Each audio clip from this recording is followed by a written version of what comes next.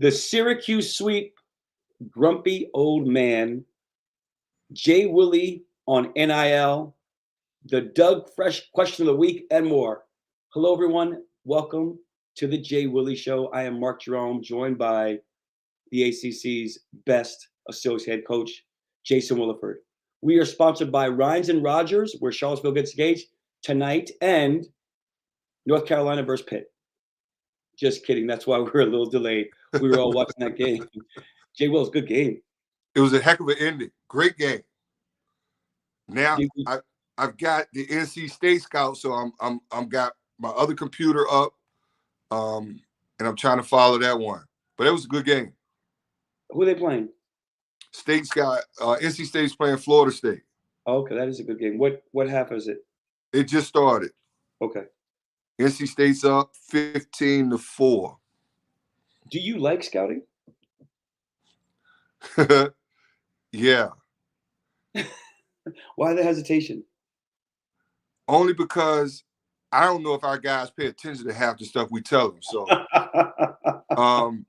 no, scouting's fun, especially in the league, because you just get to see those guys over and over, and some good individual talent. It was really good when there was some continuity with coaches who have been in the league. Like I always had Roy Williams. I always had, Leonard's still there. But it's been a little bit of a turnover.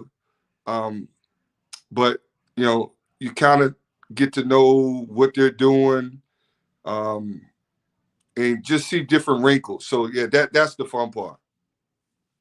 And I suppose watching the kids understand the plays, and when you see a defensive player know where he's supposed to be to stop a play on the opposing team, that's kind of like, that's me. That's our scout, and the kids paid attention. Well, especially when you get a stop, or if you're like, Coach, we can run this play and we'll get something, like they can't defend this. So that's always good. The most frustrating part is the scout team, to be honest, the green machine. When they screw up or they don't execute like as hard as the other team, it's hard to simulate.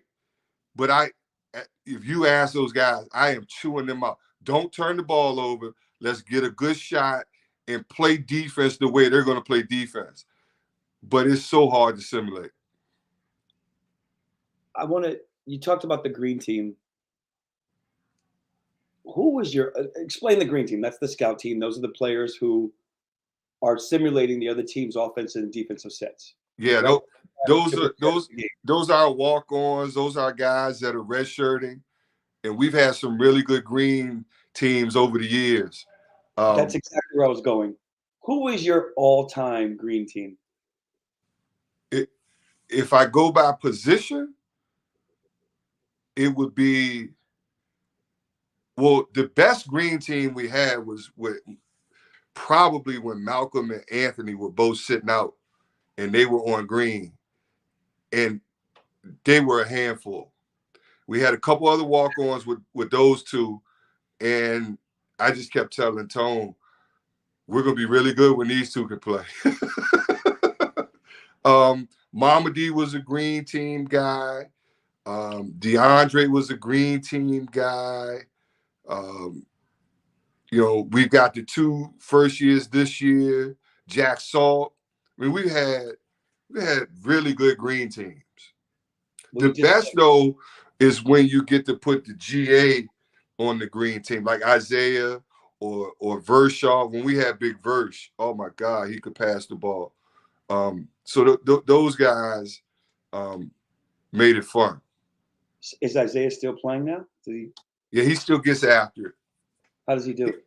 He can't jump anymore, so he pivots 20 times in the paint, and we're all yelling 3 seconds.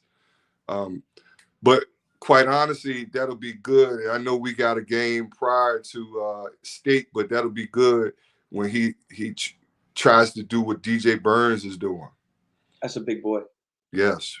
DJ Burns is a big, big boy. Me and my little nightmare monster of a 2-year-old boy. We watch the games with him and we call him Big Daddy, both of us. He's like, Big Daddy. He's gonna be a load. Yeah. Going back to okay. Uh-oh. What we got, Spence? Ooh. Spence, can you make that a little bigger? For those of So us who are, so this is an alumni green team that came back this summer and wow. worked out with us. Wow. How about that? You talking about 4 or 5 pros there? Yeah. So that's 6 pros. 1, that's 2, Mama D, 5 pros. AG, Sam, Zay, and Jay. And Zay played professionally overseas, right? But you're talking about 4 NBA players. Yeah. Spence is on his game as always. No, that was so those guys in the summers they always come back and jump in. So that's fun. Going back to Carolina Pitt,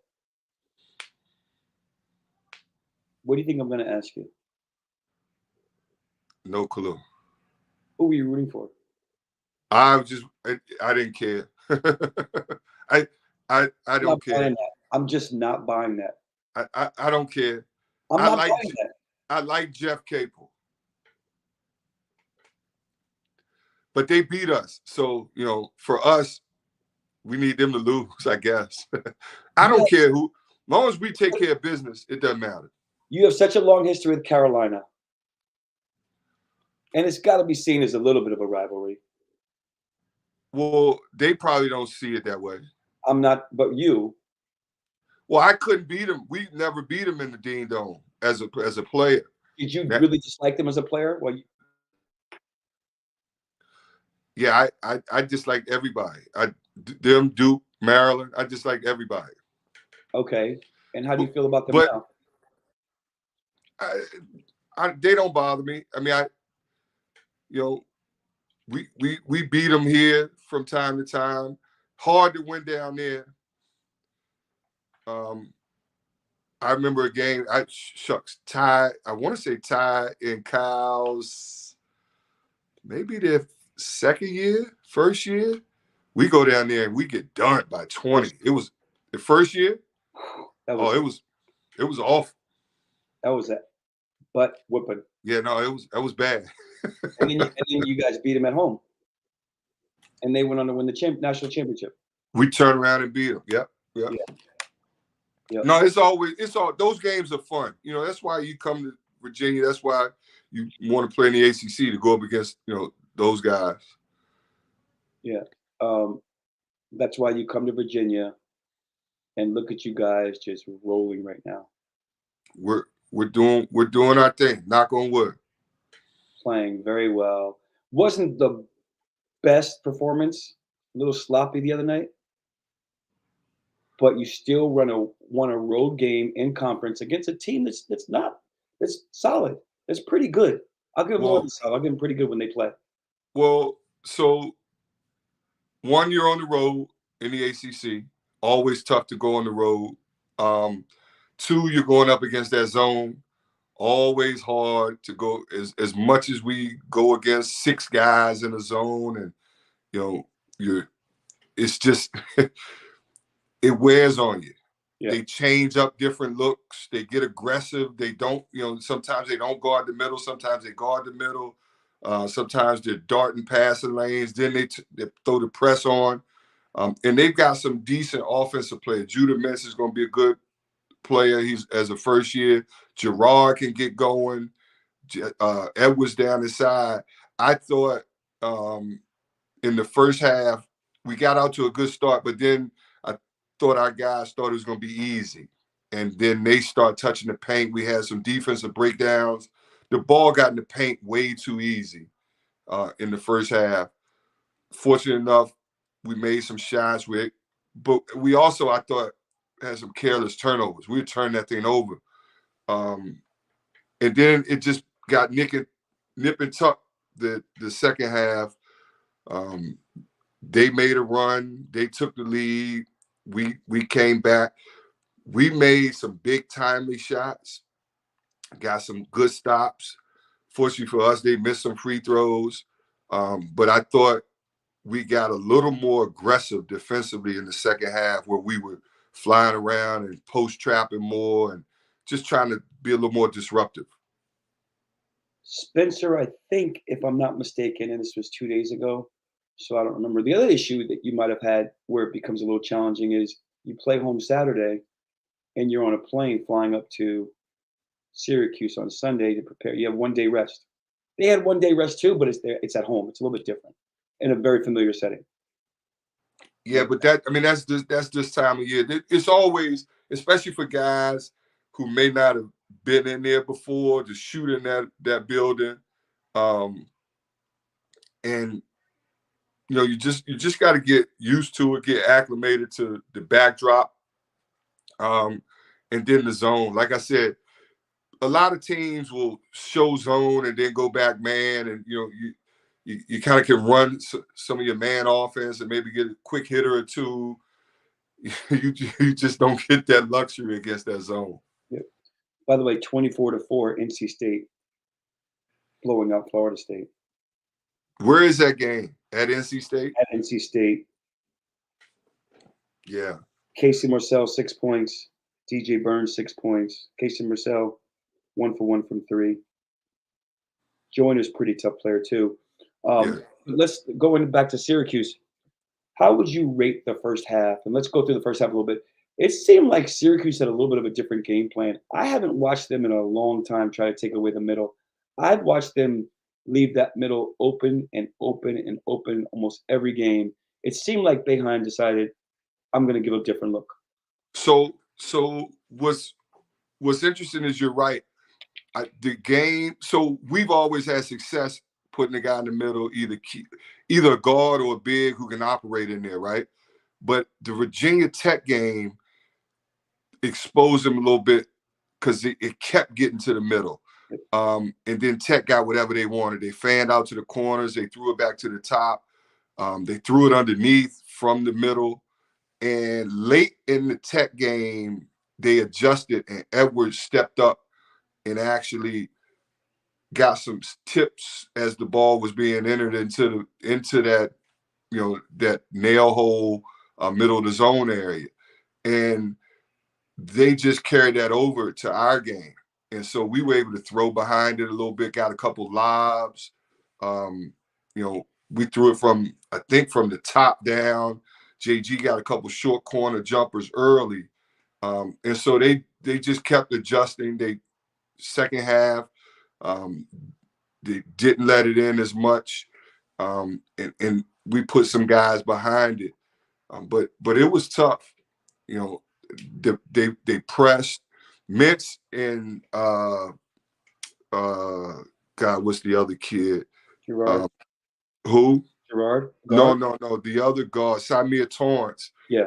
When those two are in, they become a little better defensively because they anticipate, they start darting passing lanes, and they kind of had us on our heels, and we were playing tentative, not being as aggressive when those two were in together a little bit. And then the post trap, they made us scramble. They put Bell back in the game. He banged a 3. It was contested, but so they got back in the game with some timely shots. But life on the road, as you saw, Clemson goes, to BC last night, and life on the road is tough. The game, sticking with the Syracuse game, why do you think that Syracuse out of the zone is able to cause so many turnovers? You would think turnovers in the zone, there shouldn't be that many turnovers. Yeah. No, I think it's because it's not just UVA too, though. It's not limited just to. It's everybody, but it's not your traditional 2-3. I mean, it is almost a 4-1. And that one guy in the back is normally a big-time shot blocker, huge wingspan, and then they put those wings way up. So hard to really get the ball from top to wing or behind the zone. And then they just take away passing lanes. I mean, their anticipation is good. And I think that's why they press well. When they do decide to press, they're active, and they anticipate the next pass, and they've got, they got decent size. Halftime, you're up 1. Are you like, okay, satisfied? Are you upset? Are you angry? What's the halftime speech? No, we're a little disappointed. Like I said, the ball got into the paint too much. Yep. I think, if I'm not mistaken, they were shooting a really high percentage because they got paint touches. It was something like, if memory serves correct, 24 to 6 points in the paint differential.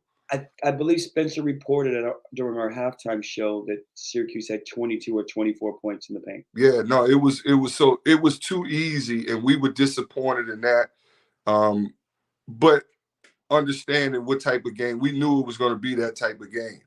And we had a couple breakdowns where just miscommunications on some ball screens and some things that allowed them to get easier buckets. What was the adjustment that you guys talked about as a coaching staff at halftime? Ryan Dunn, I don't know how many minutes he played in the first half. Yeah, I can't remember. I don't know exactly. I don't have that box score, but I think for us it was just fly around more. And we were trying to pay attention to Gerard and not being as much gap conscious, but more conscious of where he was, so he couldn't get threes. And we just decided we're gonna go back to being in gaps. We're gonna post trap whenever, because Edwards hurt us. We were trying to play him one-on-one, and he took it to us early. But I think just a little more energy and effort and flying around defensively. We got a few steals. If I'm not mistaken, we were able to get some steals, maybe speed them up a little bit. But we couldn't allow our bigs to play one-on-one anymore in the post. Every time we did, it was either a bucket or a foul. So that we've got to tighten that up. I don't remember Edwards taking 8 shots in a game for Cuse that I've seen in a long time, if he ever has, because Judah Mintz and Gerard control and dominate that ball so much. And I always say, when Syracuse is the perfect team for you guys to play, because they don't run anything, and you guys do such a good job of playing help defense. Now, if Gerard gets hot, that becomes a little bit of an issue. But outside, they run. I wouldn't say they don't run anything. They got a lot of quick hitting stuff, Mark. But then they got guys that can go do it off the bounce. Right. But there's some actions that we fell asleep on. One cross screen action didn't help on a ball screen. Like I said, it's all quick hitting though. And a lot of ball screens, right? But right. It's not like, hey, we're gonna quick hitters or nothing, or just attack, right? Which is what they've been doing for years. Right. Which I think is one of the reasons why we've dominated them so much over the lost one out of in the last 5 years. I believe that's what Spence said. Of course, Spence coming up with the great stats. Hey, this game is not close right now. No, what is it? 29 to 33-6. Yeah. Yeah. NC State's not bad. I saw what they did to Duke. No, they're good. They're good. They got me nervous. Yeah. I thought Boeheim's plan was pretty solid, right? And taking away that middle, because you guys have just obliterated it in the last many years. So I'm not. And the guys, I was watching the game with with a bunch of my buddies who are Syracuse guys, and one of them owns a bunch of restaurants in the city. And we're watching the game there, and they're just laying into Boeheim, laying into him. And we'll get to that in a minute. Of course, he's the subject of grumpy old man I'm referring to. Right? Second half, I thought it was just like a gutsy win. It wasn't beautiful, it wasn't pretty basketball, but just gutsy. Did what you had to do. Made the right plays. I think if you want to be good and you're in the midst of chasing something special, those are the types of games you're going to be in. You got to find a way to win, especially on the road. So good teams figure that out, and it may not be our A game. Hell, it may not be our B game, but we found a way to win, and we'll take that. take that, as Soderbergh say, we got a birdie. Take that birdie and get out of there. Got to. IMAC, let's talk about the bench real quick. Caden playing 11 minutes. He's got to be happy about that, right? From not playing much to getting, maybe feeling like he's contributing a little more, maybe feeling like he's part of the party. He had a good week of practice, and we challenged him. And I actually thought his minutes was solid. I still want to see him not, pick up cheap fouls, and go snatch rebounds when they're in his area. But I thought his minutes was solid, and I hope he just continues to build on that. Like I said last week, we're gonna need him. We got some big dudes we're going up against, and so we're gonna need his contribution. What do you say to him about the 1 rebound in 11 minutes? You got to be better. You got to have a nose for the ball. And again, you got your hands full, right? So you're trying to block out a big guy. And sometimes if he keeps his guy off, he's done his job.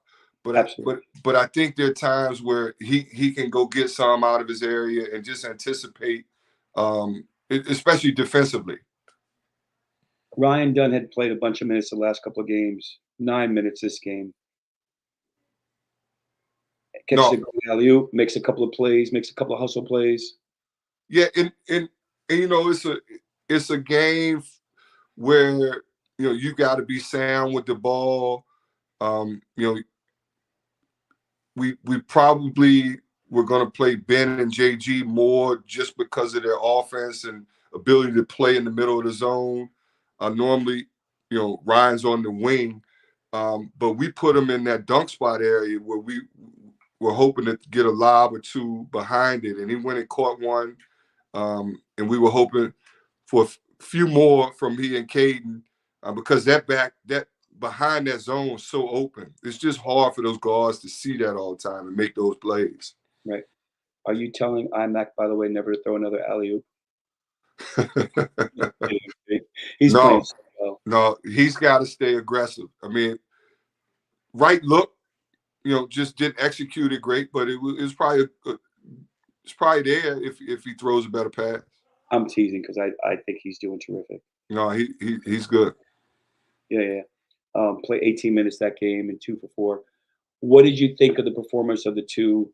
I call them Charlottesville guys because that's where they went to school. They're up at Syracuse, but Malik Brown played the most minutes, played 40 minutes for Cuse. Yeah, they were without Benny Williams that game. Right. And so Malik got his second start. Justin, they both have been playing and getting minutes for them. They're going to be good players. That'll be a fun rabbit. Well, I don't know how they see it over the last 4. They got to be looking playing UVA. Yeah, I think anytime they can stick it to us, they want to stick it to us. But they for them, they're probably just happy to be getting minutes and contributing right now. Justin Taylor played 31. That's tremendous for a freshman. Yeah. Really. I mean, and he's playing better and better, as is Malik. Malik had a really solid game. What's the message to the boys after the game? Is it great job, get in, get out? Let's roll. Let's get ready for our next game. Is it this is what we have to do better? How much time do you guys spend in talking to the team after a game like that? No, we addressed areas where we need to be better, but we also told them, it's a good win. Road wins are tough. Road wins are you got to go in those situations, in those settings, and stay together and defend. We're disappointed in the first half, but they responded in the second half, because shots aren't going to always fall. Different shooting on the road than home, but we're going to take that one. It wasn't it, but we know we got a big one Saturday. It's the boys down the road and off of 81, and that place is going to be crazy, especially after them taking one on the chin to Miami, where I thought they played some good offensive ball both ways. But it's take the win. Continue to improve in areas we need to improve on, be better. But we got to get ready. Got to get ready for the next one. And we'll get into that a little bit later. Dougie's favorite coach at Virginia, second favorite coach. Sorry, second favorite head coach. Apologies. I don't know if he'll talk about. He calls him Mike Brown. I don't know why, but that's what he calls him. All right. So after the game, go say hello or go congratulate or whatever you say to Boeheim. Did he shake your hand? Yeah, he shook everyone's hand. He just, I mean, he looked like a grumpy old man walking by, head down, didn't smile, didn't look at anybody's face. Yeah, I'm pretty sure he wasn't happy. Hey, he shook our hands. Normally, those guys don't say a whole lot. I mean, he'll say something to Tone. Tone may say something to him, but a lot of times it's just good game and keep it moving. I don't think he said anything though. When I watched him, when watching go down the handshake line, when he at least shook hands with TB. Oh, I don't know. I say something to the assistants that I know, and but I happened to glance, and Hurts was at the end of the scores table right by their bench, and I'm like, that's what's he doing here? And Tony stopped and said something to him, so that caught me off guard. He was sitting with their billionaire booster Weitzman. Okay. I believe Weitzman flew him up in his private plane. Yeah, I just happened to see him. I didn't notice him. I think one of the guys may have said something earlier, and I didn't pay it any mind. But then Tone said something to him. I thought, that's that he's still the second best quarterback in Pennsylvania. Okay. No response. No response. Because we all know that's not true. So no response. He's got a better team right now. He's not a better quarterback. Who's a better quarterback in Pennsylvania than Jalen Hurts? Kenny Pickett. Who? Kenny Pickett. Okay. Stop drinking whatever's in that water right now. Stop it. Okay. Now, going back to Boeheim, they remind you of any other coach that doesn't say speak when they lose, but is very happy to talk to everybody when they win? No. I'm not going there. I'm not taking the bait. No. There's no bait. It's just a question. And no, that doesn't bother me. When we lose, that's the last thing I want to do. The other question was, does it remind you of not? Does it bother you not? No. But who wants to be buddy when you lose? Just shake my hand and let's get to the locker. But I want you to be the same sport you are when you lose as when you win and want to talk to everybody. When you want to talk to everybody when you win, hey buddy, good game. Why don't you come and you joke around and have speeches with everybody? I still remember the guy that he may or may not remind you of from that Duke University, the former head coach, giving speeches to different players when they won. And when they didn't, it was, and you know what? It carries over into the other players, into the managers, because I know I know a couple of managers who were at Duke for years. By the way, I'm going to give them a plug. Their parents own Peter Luger's restaurant in New York City. And so I've known them for years. They were in my program, and the parents, good friends with the parents. And after we beat Duke, the year with Bagley and those guys. Was that the fake pass? Was that the fake pass 3? Yeah, whatever. Yeah. But the manager of the team, who I've known, who I wrote a recommendation letter, who I hung out with his mom having lunch and whatever that weekend, wouldn't even talk to Ty. They've known each other since they were 8 or 9 years old. And he was pissed. You could be pissed. So you're gonna have such bad sportsmanship that you're going to taint a relationship that you've had. No, you just don't talk to him right then, but afterwards in the lobby, you can say what's up. This was after. This was like an hour later. Oh, come on, man. Okay, that's different. Stop. But even still, be like, yo, good game, right? we I'll let Dougie talk about it. We get players, somehow we get top freshmen all the time, right? The top guys. Dougie may or may not mention that a little bit later, why that is. Right. Anyway, let's take it off of him take them off and focus off him and go back to Boeheim and since press conferences. And do you think he's become a curmudgeon? Do you think he's was always like that, being 78 years old and getting a little ornery? In his press conference, I'll let you know. In his press conference, he yelled at a student reporter a couple of games ago, and then he yelled at a student reporter again after the post game and the post game conference. After You guys are privy to way more than I am. I don't none of that. I read, see it. I could care less. It doesn't bother you. No. Okay. No. All right. That stuff for the forum. You got that is that the pregame? That's post game talk. I don't know if we talked about the post game on Monday night because I had to go back to mocking my Syracuse guys, letting them know who the best team in the ACC was. No, I spent a lot of time in the post game. But quite honestly, Mark, I may have information on that. I barely can keep up with, all the media reports. What a coach is supposed to do, right? He's supposed to mentor. He's supposed to act as an example, right? And the way he's leading is by poor sportsmanship right now. And we got a good leader. Person. Virginia's got a great leader. That's all I worry about. We got a couple of people that say we're so happy we have TV. There you go. I can't. I mean, I don't act like Boeheim when I coach, but I certainly and I'm not good enough to act like TB and just be such a good sport. But I'm not such a bad sport either. Depending on the game, depending on the other team, depending on the character of the other team. Man, this thing, good gracious. What's the score now? 44-16 with 4:30 to go. What's my man? 100 points tonight. Yeah. So that's my point about coaches and mentors, right? How you're supposed to lead by example and what you're supposed to teach the young people that you're coaching, right? By the way, Judah Minch, you said he's going to become a really good player.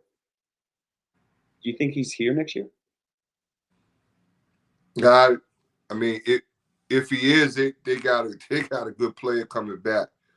Man, I don't know what people are telling him, but he gave Reese some problems, and to do that and to get in the paint, he's shifty. Not shooting the three ball great, but if he can get some bumps with ball screens and he can touch that paint, that mid range. He's a confident kid, always has been. I remember him out of high school up in DC. I watched him when he was younger. Always a very confident kid, like in his offensive ability to score, good athlete. No, he's gonna be good for them. Super athletic. Right. If he does leave, they've got a couple of guys signed to come on, including a kid that just signed. What my guys told me, signed a kid out of New York City, got $1 million NIL deal. I know they just got a commitment, but I don't know. The kid from Hayes that plays in the backcourt with Ian Jackson. Okay. Elijah Moore. He's tough. He's good. Shoots it really well. And the guy that brought up Jalen Hurts, out here, may be involved in helping and coordinating that $1 million NIL deal, which is insane. That's a lot of bread. For a 16, 17, 18-year-old kid? Now, how can don't get me going? I don't know how are they doing that? Are they? That's a lot of loot. A lot for anybody, but especially for a kid that young. So I don't know how you see the NIL situation. Do you see it as the wild, wild west? Has there been, this is a chance. I see it as possibly, perhaps for some schools, to have a chance to get back up to maybe where they once were, like a Syracuse. If they're flashing around money, throwing money legally versus illegally, because Boeheim may be, I don't know if he's watched more closely since he had some games taken away from him after being scrutinized, and after some NCAA. It'd be Because it'd be more than $1 million. You see that question mark? I can see it. I don't know if the audience can see it. What would Jay Willie's NIL valuation be if he played today? I would ask for a whole lot more than $1 million. I wouldn't be worth that at all, but I would ask. Maybe you could make a deal for every rebound you got. Yeah, I don't know what it would that's be. not many. I heard you were a heck of a rebounder when I you was played. a decent rebounder, but what we putting on it? It needs to be more than $1. Who would you want to be? Who would you sign with? Who would you want somebody to be to endorse you? I don't know that I just would have been happy they gave me anything. Coming from Richmond, my folks didn't have it like that. I would have been whatever they chose to give me at that time. Now, some of my teammates, yeah, I already know what they would have asked for the world. Why not? No, I know. Especially if it's being offered and people are throwing it around. No, but no, I like. So you hear like what you just said about the Syracuse kid. I don't know how accurate all of these dollar amounts are. You know, you hear all of this stuff, but you know, there's some big dollar signs being floated out there. You know, I think it's great that the kids have an opportunity to make money and use their image and likeness. But you know, it's crazy. I want to see what happens 2 years, 3 years down the road when all Uncle Sam comes calling for the IRS and all these tax implications, when no one's claiming revenue and you know you're getting taxed on all that. You know, because I think that's when something has to happen or will make a change, when the kids aren't doing what they're supposed to do money wise. Right. So one of the biggest discussions happening right now with NIL is, should student athletes be seen as employees?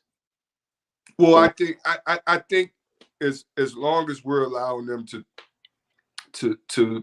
do the image and likeness, name, image, and likeness, we've got to educate them on the responsibilities financially, and I think part of that image and likeness should be financial literacy and what to do with the monies. And you know, I know we're doing that. We're trying to do that with our guys, and we've got stuff in place. But I think that should be across the board. If you legislate anything, that should be something that is legislated. yeah, and that's great that you guys are offering financial literacy, because there's so many kids out there who just come into money. And CJ McCollum said a couple of years ago, there are several, I don't remember if it was 60, 65, 70% of the players in the NBA live paycheck to paycheck. And they end up going broke. A lot of them have gone broke. So the NBA, I know, holds seminars or conducts seminars with a lot of players, right, to repair that and Right. fix that model. And Tom Henske just chimed in, and Tom Henske, we got to get Tom Henske on, Little Ski's dad, talking about what he's doing. He's doing something remarkable, teaching financial literacy through a book and through his series on a podcast. It's fascinating what he's doing. So we'll get him on talking about it, maybe as a guest next week. It applies to everybody across the No, board. it really does. Those guys, you know, if they're making half of what is being reported, you know, that's life changing for a lot of those kids. And something has to be done so that they can preserve that money and do right by their money and not be taken advantage of. Yep. I told you last summer, I did an event with the NBPA, the Basketball Players Association, in DC, where we had high level Under Armour teams, Nike teams, and Adidas teams playing each other. We had 8 teams, put them up in the hotel in the Marriott. We played the games at the Convention Center, right, which is adjacent to the Marriott Marquis. And then we gave them financial seminars and financial advice, financial Yeah. advisory seminars. It was really It's cool. I think it's crucial. Some of those kids, a few of those kids are going to be playing at the next level, and even the ones that aren't. The ones that aren't are fantastic. Another message from our guy Tom. Yeah. Tom, Hey, you notice I can't see, so I've got to come down here. These I told you before, I probably need to change my prescription. I get it. No, but they have these, right? Yeah. Which I have on these. The depth is better, much better for seeing close or seeing where you don't have to sit too far, you don't sit too close. Lets you read everything. So you got to look into these. They're great. Or I can just look like a granddad and look over the top like I always don't forget to do. get the headband. Yeah. So, but your overall thoughts on NIL? Are you for it? Are you against it? Or one of my good friends was saying maybe it should be a trust fund too, right? So whenever you finish playing in high school or college, you have access to it. But having access to it while you're in school, does that disrupt any team chemistry? Does that make somebody feel like a coach can't tell me anything if I'm making $1, $2, $3 million in NIL? No, I look at it different from this perspective. I like it. I think it's here to stay. And the dynamic of the locker room has always been the haves and the have-nots, right? So what I mean by that is there's a starting 5, and then there are guys that come off the bench, and then there are guys that don't play at all, right?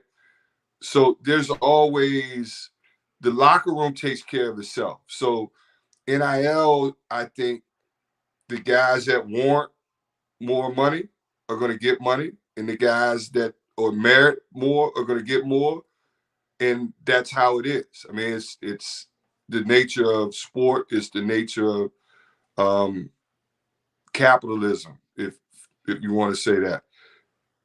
If you're good at your job, you get paid more. If you're not good, you get paid. You know, so I think what I like to see is if everybody got a certain amount, say there's a collective and you can give each kid X amount of dollars for just using easy numbers. Let's just say the number's 20, right? 20,000. Each guy on scholarship gets 20,000. Then your name, image, and likeness, whatever you can go out and get, you get that on top of whatever it is that is provided. So, are you a socialist? All I'm saying is that like Kihei Clark is going to get more. I get it. I love that. Than Chase Coleman. So, right. And Chase Coleman puts in the same effort, energy. But he understands that, and he's good with that. And those two are the tightest of friends, and I don't think it makes a difference. Now, I think there are going to be some kids that may be jealous of the other, but if you got a good culture and you're getting good kids in your program, it all works itself out anyway. That was reported what happened with Duke a couple of years ago with Bagley and Wendell Carter Jr. When Wendell Carter Jr. signed early, and it was reported that perhaps where do you get all of your info?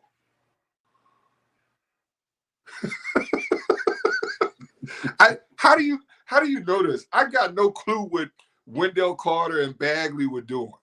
Do you want me to really shout you out? No. Don't say that. No, don't do we that. We know the same information. Don't. We know the same information. Let's not get on the whole James Wiseman thing that we talked about a while ago in Bahamas. Who? Okay, we'll move on. James Wiseman, the fellow that went to Memphis, FedEx. Yeah. Me, you, and Orlando were having a conversation about it in Bahamas. Mark, I forget. I'm sure. All right. So I'm glad that that you shared your feelings about it, especially because it's going to directly impact you. It could very well impact you and your child or children in the very near future.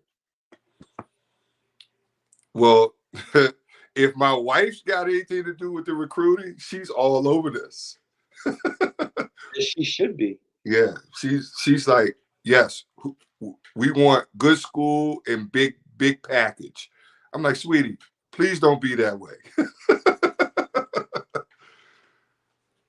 And you're going to say no because we're going to share all our money with everybody else on the team? No, I'm going to tell her that let the boy decide what's best for him and stay out of it. That's what you're going to do too? I'm going to try. Dougie Fresh, where you at? Let's get my man Dougie Fresh with the question of the week. There he is. Has to be. Has to be. Dougie Has Fresh, to be fresh. Before we start getting into you, do you believe half of the stuff that Jay Willie said today about NIL, about his child? Oh yeah, I believe him for sure. Jay's a grown man now. If he was 20 years old when I knew him, I wouldn't believe shit. But yeah, Jay's got it figured out, man. He's doing good. Him and his family are good. I absolutely believe it. Yes. Did you give him the bell? He did. You didn't hear the ring? I'll do it again in case so you didn't Real hear quick. it. Because you know what? I don't think he got one last week. He didn't. He was on good behavior. I didn't. I cut myself off. I want to say a lot of things. I love my favorite thing so far is the haves and have-nots because that makes me think of Chris Havlicek. You got your have, and your have-nots. Hey, Fresh, speaking of that, you sent that video thing to me today. Great's that? I watched it a little bit. Have was in the game. They were talking about him. Yeah, Have had when we played at Duke, he had a great game. Yeah. Got in if you watch that game. So they have the Marky. I sent to you guys too. Somebody on LRA, of course. You gotta explain what it is. So a guy on Locker Room Access sent a thing. I was talking about old school games, and it's like 6 of the games. It's on the forum, of course, my fresh forum, and it's like 6 games of my fourth year. So yeah, it's what, UMass 93? at 93, yeah. UMass at in Syracuse, which is a great game. You played great.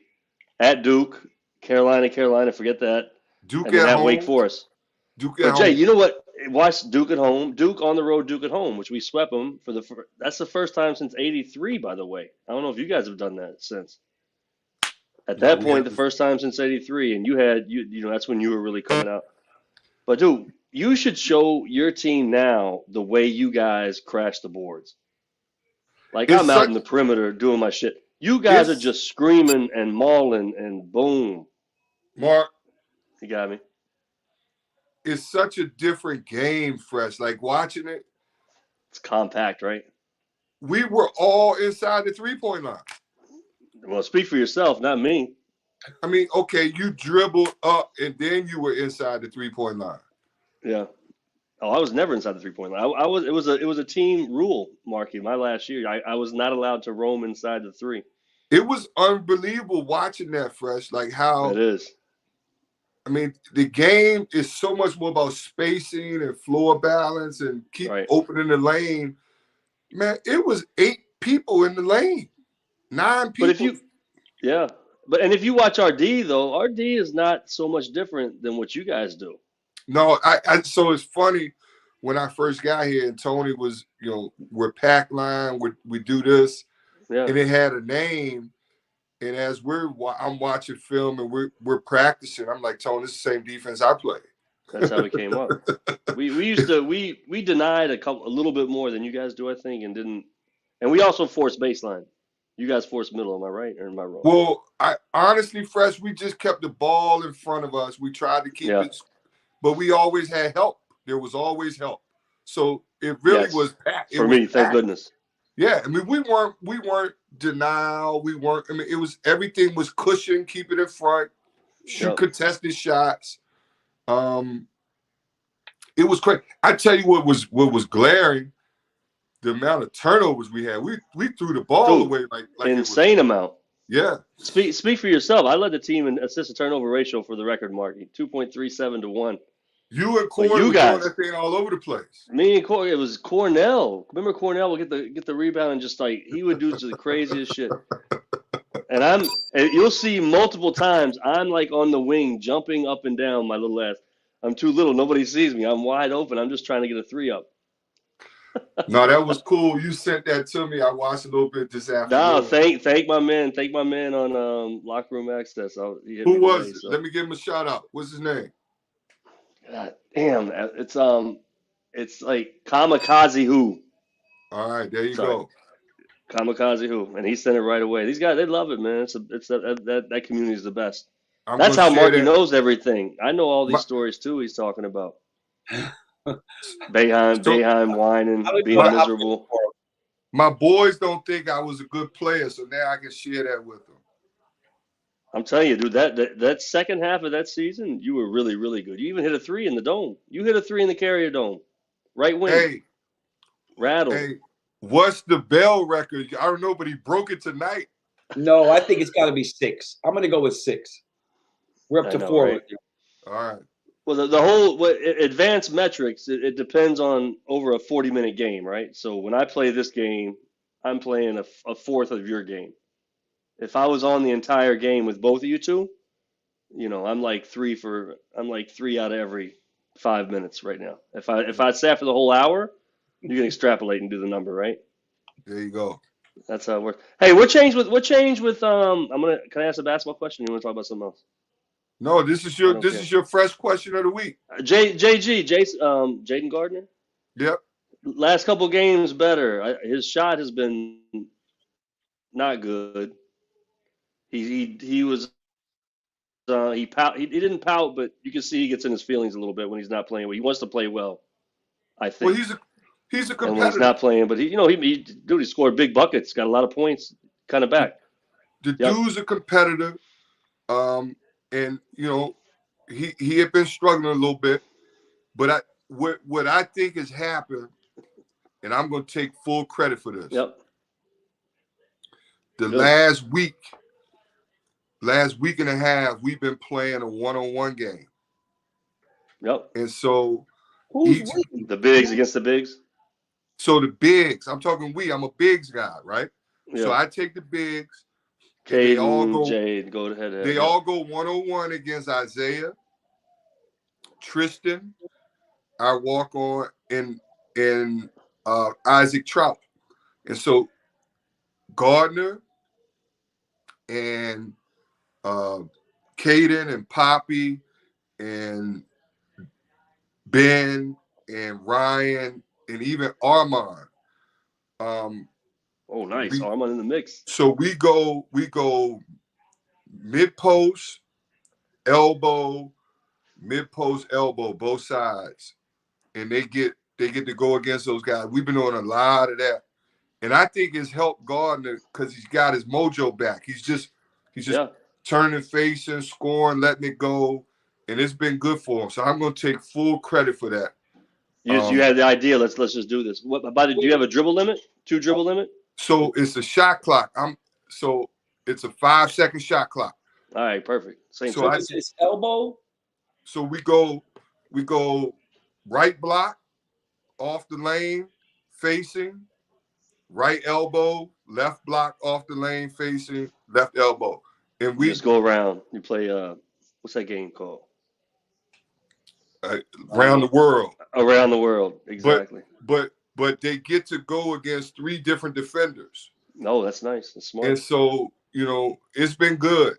And they've got a 5-second shot clock, and they've embraced that. They really like that, and I think has helped him. Who wins the most? He does. He does.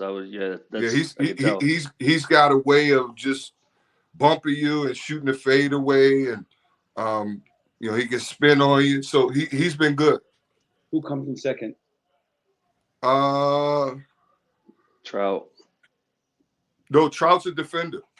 Oh, they just play defense. I got you. So I got you. I think probably Ben, and He's then crafty. it's a toss up between. So Armand hasn't done it as much as the other bigs, but Armand's been good down there. And then I think Caden and Poppy are probably close. They kind of split. How much do you use that to determine who's going to play? No, that's just just development. That's straight development. That's just shooting and working on game shots. Most of that stuff's determined, you know, in the 5-on-5 stuff we do, or any kind of breakdown when we're guarding, you know, other teams' actions or running our offensive stuff. Dougie, what else you got for us? I'd like to talk about my weekend in Charlottesville. Fresh. On my show. Hey, had a blast, man. Jay, the best part is 4 separate people came up to me in JPJ talking about locker room access. How great is that? You're a star. View from the 300s, my man, the British dude. I walked in the arena. I was messing with my boy who I came with, and I'm like, I just hope that one person recognizes me in this whole place all day. And you got major love. Jay, I walk in, some dude throws me his 5-year-old kid, and he's like, that's Doug Smith. He's the legend. Take a picture, locker room access. And I got to hang out with Slade up top. Came to the locker room, so that was a blast, man. You know, it's always great. No, good. It was good to see you. To be down there. What kind of seats did you have, Dougie? Better than you know. Here's a question. It's a weird part of the season. Thank you, dude. What's up? What kind of seats did you have? What, Marky? Where were your seats? They're actually on top of the arena, which is fine. No, but where Jason, he probably doesn't even know. It's a place when we have the alumni games back in the day. We all sit together, and it's on one end zone, and you're looking toward the entrance, but you can see the play really well. And since I'm an analyst at this point, and not just a social butterfly, I was watching the offense the first half, and you could see it really good, Mark. I'm telling you, from up top, the angle was phenomenal. That was fine. But I don't. When I go to JPJ, I don't watch. I just hang out and see I people. love to be honest. He was above the band, Mark. So unfortunately, I couldn't get him behind the team because we actually that game, it was a very special game for us. That was the cancer game. The Stomp Out Childhood Cancer. Coaches for Cancer, and we had all the kids and their families from the Children's Hospital, and those were the kids that did our shoes. So they were all. Oh, wow. So they were all there, and it was pretty neat to have them and their families all be able to have that experience. So unfortunately, Fresh had to be above the band. I was, you know who I was with Chris Slade. I mean, beyond a legend, and all the football recruits. Right. So I couldn't say too much to those guys. I had to get out of there. My only complaint, I have one complaint. The first time I'm going to the locker room after the game, my little nephew, and the dude stopped me. I'm like, dude, you got the wrong one. That's not me. Like I'm in here. But Tristan, I was like, Tristan didn't know me, but Tristan was with Donald. Donald Ham was there, and DJ, his son, plays for BC. So I never met DJ. Marcus, that's the best part, man. It's like JPJ for life, UVA for life. You run into Donald Hand, his son's on another team. I saw Coach Grant before the game. He doesn't know me. I told him, get ready for the beatdown. It's all good. And then Tristan doesn't know anything about me. He's like, who's this dude telling me to bring him back? He's like, all right, let's go. That's how it works, man. I got to dap up Reese in the locker room. He big time me again. That's fine. You got to hang out with Isaac McNeely? I saw the whole family, and they had a family, friends of family with them. I met Mr. Vanderplas and his wife, and they had friends wearing Ohio gear, by the way. You saw that, Jay? They had the green, and I saw them on the corner afterwards, too, which is fun, man. The polka dots. The polka. But you know, I come in loud and strong. Everybody gets dapped. The moms and wives get hugs, and it's, make sure everybody knows. It's all good. I'm so glad you had a good time. Yeah, I hope you hang out with me February 11th when we go down, Marky. I'm definitely gonna hang out with you to get that royal treatment. I'd like for my seat. I'd like for my seat to be a little closer. I'm fine with the seats, man. I was fine. I love sitting behind the bench. That's special for sure at this point. I'm not gonna ask for those against Duke because I gotta imagine they're gonna go to some recruits. I think we got a few guys coming. Dougie will be in heaven. Oh yeah, bags. We'll bring LRA. Send the bags, yo. You see your boy Tahad committed today, guys. Auburn. Oh wow. That makes sense. Yeah, Tahad. So Tahad, for people who don't or necessarily know, is Elijah Gertrude's teammate at Hudson Catholic in Jersey City. He had a lot of big offers. I guess we restrained from offering for some reason, and he's going to Auburn. You know who his best friend is? Tahad? I do not know. Elliot Cadeau. Oh, okay. I did not know that. Have you seen him, Jay Wills? I'm not sure I'm allowed to speak on guys that are not committed. Signed. Signed. Well, committed and signed is different, right? I'm I think it's got sorry, to be signed. signed to NLIs, right? I get Right. those two mixed up. NLI, NIL. NIL. I think I did last National week. Letter of Intent. Oh, it's not. By the way, it's not over with. It's not over with Tahad in my mind. So we'll stay tuned, everybody. Backyard. Dude, what dudes were getting from Auburn before NIL. Right. I guess OG. it is. How many lives does Bruce Pearl have? All of them. Yeah, I know it. All of All right, them. Dougie. All right, y'all. Awesome show every time, man. 51-29. How much time left? Started the second. They're going to get 100. Maybe. 51? We'll see. Also, Jay, we were supposed to hang out after the game, man. I got caught up, Fresh. My apologies. I get it. Your mother-in-law was in town. My mother-in-law lives with me. My father, my father-in-law came down, and so we were all hanging out. And Austin had a game at Fort Union that evening. Oh, you didn't tell me that. I didn't know that. All right, forgiven. Thanks again. We'll see you in a couple of weeks. We don't quit. We'll be back. All right. Dougie, before you go, What's up? Ask about your favorite coach in Virginia Tech coming up. Mike Brown? Second favorite head coach. Mike Young? I love the guy. I call him Mike Brown. I got stuck at Mike Brown. I think he's great, man. The Wofford guy. He brought all of his players from Wofford. Couture, Aluma. I wish really he'd good. I wish he left Couture in Wofford. That dude is shooting the lights out. Yeah. Is Basil from? He's not Wofford, is he? No, somebody? Basili is a Mutz came from Delaware. Yeah, but I think he's a good coach, man. I think he's really good. I mean, it's not his fault their team sucks because he deserves better. I think Basili came from Cleveland State. No, is that? Might be right. A little tatted up white dude. Was it Cleveland Kind State? of a thug. No. It might be. But I just think he's a really good coach, man. I like the guy. I think he can do his thing. He's funny to listen to. He has great press conferences too. He does a good job. Yeah. They do a good job. They got some. They shoot the ball, man. God, they can shoot it. Much more pleasant coaching him, I imagine, win or lose. I don't like losing to Tech.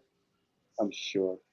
So I'm surprised. I saw the video was TB saying hello to Jalen Hurts. Yeah. And you were in the front, so you didn't turn around and say, no, I was like, whatever. I just told Mark he's the second best quarterback in Pennsylvania.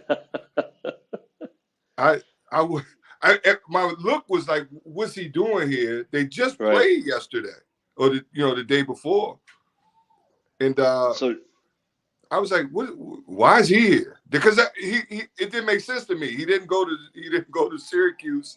It made no sense. I'm sure And the he's guy not a paid him to go. I didn't think he was a Virginia fan, so I was like, why is So he here? the booster, it said he has a standing $1 million NIL deal offer to a football and basketball player at Syracuse. I don't know if that's every year. If it's one guy, it's more than one. But that's the guy who Mark probably knows about. Hmm. Massive scrap metal business, upstate New York. Billionaire. Billionaire. Yeah. He's done a lot of things, but yeah, that's the most random thing that Hurts went up there. So there's always more than meets the eye. You know how these things work. Well, I'm sure there was some type of He paid him, fee to come up there, of course. right? Yep. And by the way, we could go on for a lot longer. I've got more questions, but we're safe, and comments we'll save for next week. Really quickly, we'll keep Dougie on. How are you feeling about Tech? Oh, I'm nervous. Yeah. You know, they're coming off an L. They'll be hungry. It's going to be rowdy in there. Hopefully the students aren't all in at noon. I think it's a noon start. Hopefully they sleep in from the night before. But I anticipate the barn being rocking, and it'll be a fun environment for our guys.